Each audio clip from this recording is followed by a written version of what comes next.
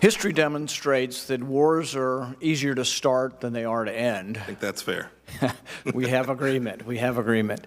I think the Afghan war is a great example of that. After nearly 20 years of war, many are questioning the mission. In fact, many have been questioning what the mission is in Afghanistan for a decade or more, including President Trump.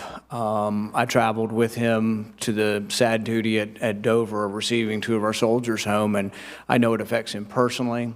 I know he's been very public and very consistent, and I think very sincere in wanting to end the war in Afghanistan.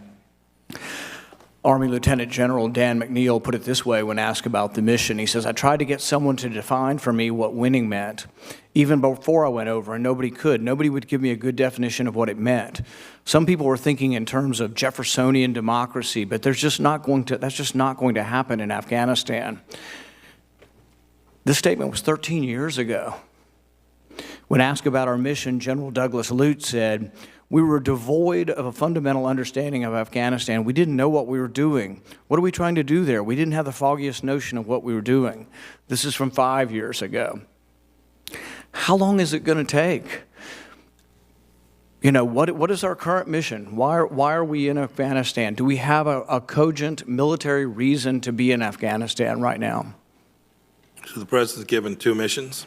One is to reduce our force posture, both the risk to our young men and women who are fighting there. And the second is to ensure that there's not a terror attack that emanates from that space. We set about conducting a peace and reconciliation process. We've now reduced forces there by about half since their most recent peak. We're on our way to reduce even further. I'm hopeful that we will get the Afghans to begin their negotiation because President Trump has made very clear his expectation. We've entered into agreement that we'll go to 0. We'll get our forces out of there. I think it's May of next year.